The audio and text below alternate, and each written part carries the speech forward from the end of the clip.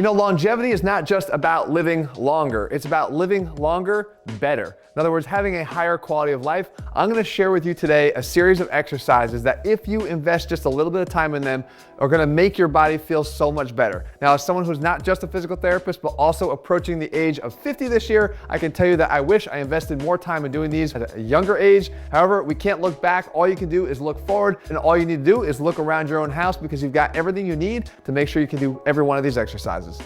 So the first exercise up here is actually just gonna require a towel that you can roll up and a willingness to start training one leg at a time. See, a lot of us just do bilateral leg training, squats, deadlifts, leg press, but you're missing out on a very important component, and that is stabilization in the frontal plane, as well as overloading strength without sort of overloading your spine. So what we do is we take one foot and put it out in front of the towel, and then we perform something called a skater squat, which is a one leg squat. I want your hands out in front of you to help with a little bit of the counterbalance. This leg is gonna come up, and you're gonna target that towel with your knee. So you come down, touch, and come up out of it. Now you're getting 100% of that load on that single leg in this squat, but what's happening is the control of this front knee. If I were to turn and face you this way, you can see that I'm not just controlling motion in the sagittal plane, but as I go down, I'm getting a lot of this happening. And you're likely gonna see that happen to you too. And that's good, because you need to control your ability to make your leg move in one plane because you need more strength through the hip this way.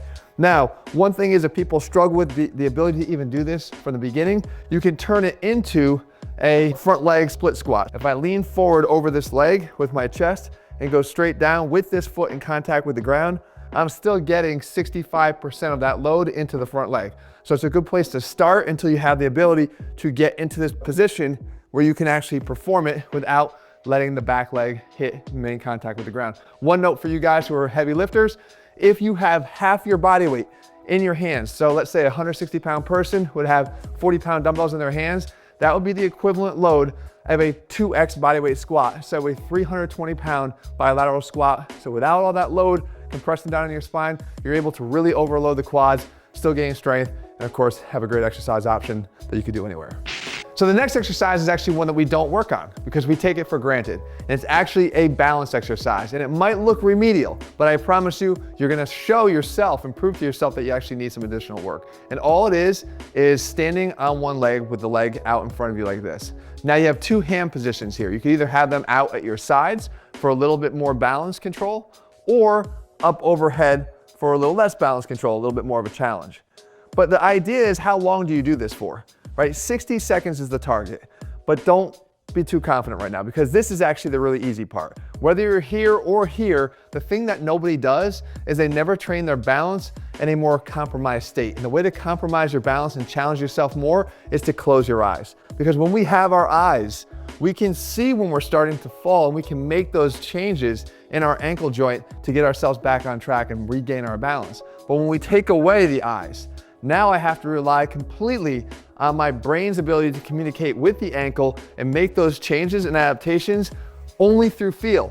And when you think about when most people fall, they fall at night in the dark, especially as we get older. One person every 20 seconds dies by a fall.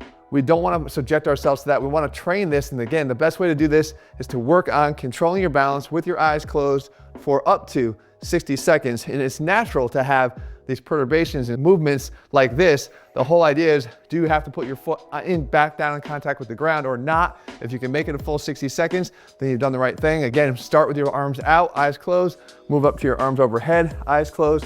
See if you can master 60 seconds on each leg. So this next exercise actually is going to target your hips. And believe me, your hips need targeting, both into flexion and also by having the ability to extend your hip. Because by sitting all day long, we do tend to get tight and get stuck in that position, and our hip flexors don't have the mobility and flexibility that we need. However, at the same time, a degradation of the hip joint is going to lead to a loss of hip flexion, the ability to get your chest down towards that thigh.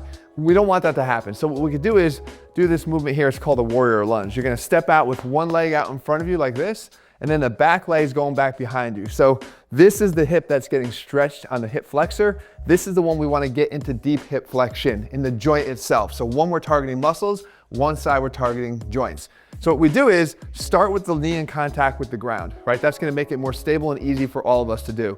You take your hands, you reach out, you let your chest go out as far as you can over that front knee, okay, to get into this real deep hip flexion on the side, at the same time getting a good stretch on that back leg. From here, you then reach up. What this is gonna do is kind of sink the hips down and forward, which will give more of that stretch on that back leg. And again, open up that hip flexor on that side. And go back down again, so you kind of handle these in reps. Forward, hold for 2-3 seconds, come up, hold for 2-3 seconds. Now, if you want even more of a challenge here, all you have to do is do the same thing, but with that knee off the ground. So now you got that stability that we just challenged in the last exercise. So right here, now that knee's off the ground, I'm gonna lean forward as far as I can. The legs are obviously working more here, so it becomes more of a strength challenge. Come up, reach, hold for 2 to 3 seconds, and come down. You wanna do this for about 5 or 6 repetitions on each leg. I got obviously switch up to the other side. It's a great way to challenge not just your stability, but your mobility and flexibility all in one shot.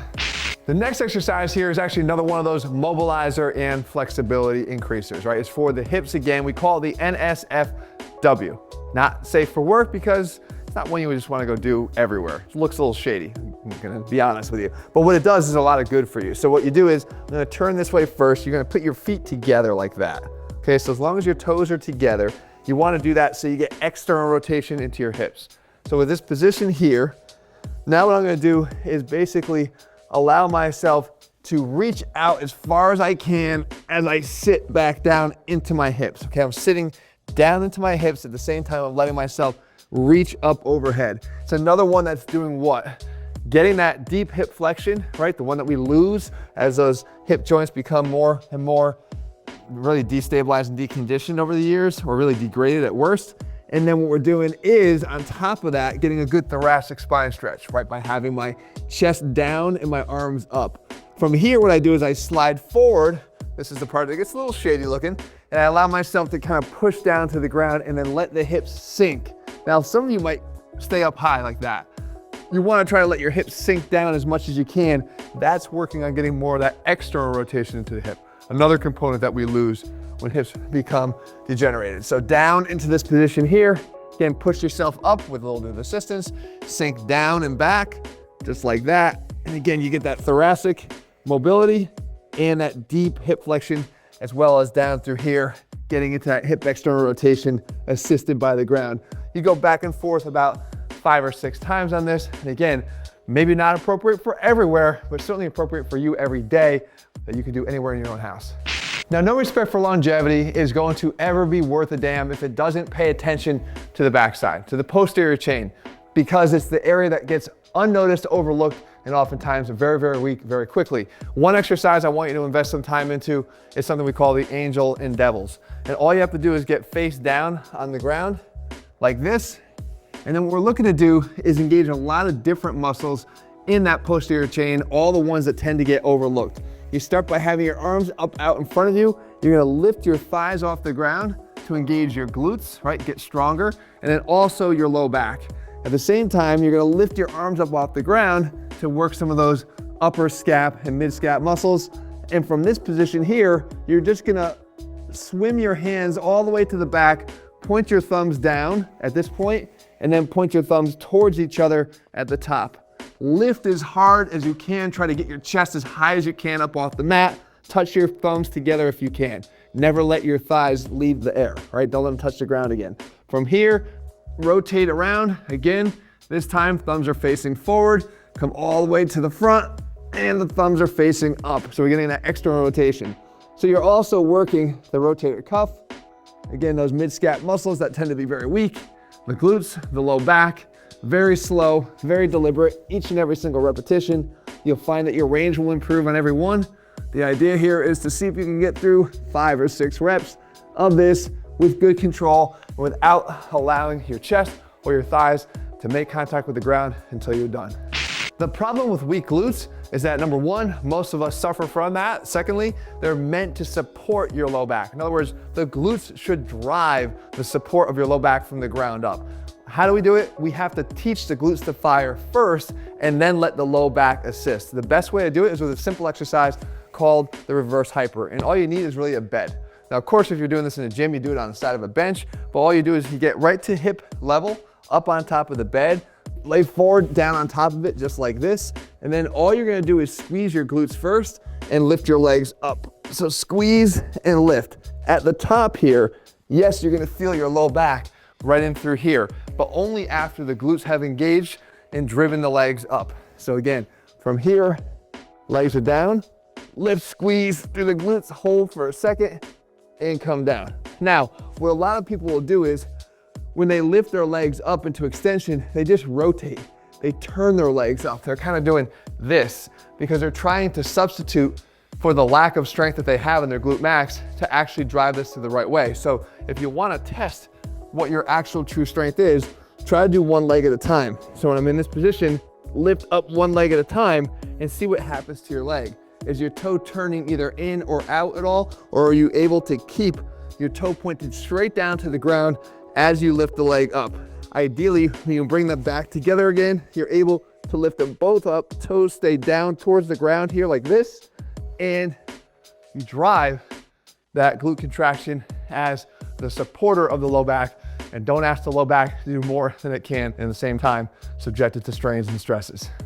So now look, you don't have to do all the exercises I showed you, but if you're one of the negotiator types who likes to say, Jeff, what's the one I can do that's gonna have the most bang for the buck? Well, this is gonna be this one right here. And we talk about the bar hang. All you gotta do is set up a pull-up bar in a doorway like this and perform it one of two ways. The first one we talk about is a passive version of this, in which case you hold the bar and then you just drop your body weight, right? I'm dropping, but I'm keeping my toes in contact with the ground. I can actually swivel my feet. What this does is it creates a decompression of the lumbar spine. So anybody that has any disc issues, past or present, or any tightnesses in the low back, this will feel really good if you hold it for about 60 seconds, okay? That's the goal here, a fixed time, done. You also can see that you're getting some additional benefits, good lat flexibility, good shoulder mobility, and actually thoracic mobility like we showed it before in the NSFW by just simply pushing your chest through your arms to get this area of the spine more mobile into extension. The second version of this is more challenging. It's called the active hang, right? And here, now you pick your feet up off the ground like this, and instantly you turn on your core. Right? This is one of the harder core activities, believe it or not, even though it's isometric. It really, really lights up your midsection. And on top of it, you're not compromising any of the benefits that we just talked about on the passive hang. Maybe just a little bit the decompression component of the passive because your feet are not in contact with the ground anymore. You're not unweighting your pelvis. But you still have all that thoracic mobility, shoulder flexibility, lat flexibility, shoulder mobility, at the same time also grip strength, right? Because we know that grip strength is a good indicator of longevity and quality of life. Here though, you would hang for as long as possible. So if you're looking for a little bit of a protocol that you could do, you would go one day of the active hang as long as you can. The second time you did the hang, you do a passive version for a fixed 60 seconds. So like on day 2. And then on day 3, when you come back to the active hang, instead of trying to hold for longer, you just take 60% of that hold time that you did the first day, and then you do it times 2 with a really short rest in between. So let's say I held for 1 minute in this position here like this. Today, when I come back, I'm gonna do 36 seconds. That's 60% times 2. The rest time after I hit my 36 seconds is enough to just shake my hands out, get my arms kind of feeling loose again, get some blood back in there, maybe 10 seconds, get right back up there again. So with that little brief reprieve, now you're accumulating 1 minute and 12 seconds, 36 seconds times 2, 1 minute and 12 seconds of hold time, which is greater than your 1 minute that you did 2 days before. And when you do that, you'll start to continue to progress and add more and more hold time in terms of your max effort days. Because the next time out, you come back, you repeat the cycle with another max effort hang. The fact is, guys, these little investments of time are gonna pay huge dividends to increasing not just your longevity, but the quality of your life in longevity. Because without that, nothing else matters, guys. And as a physical therapist and someone who puts a lot of training advice here on this channel, knowing how to maximize how you feel to keep yourself in the gym making gains for a long time to come is the key. If you haven't done so, guys, you can find programs and supplements over at ATHLEAN-X.com. Make sure you go check them out. And if you haven't subscribed, make sure you click subscribe and turn notifications so you never miss a video when I put one out. All right, guys, see you soon.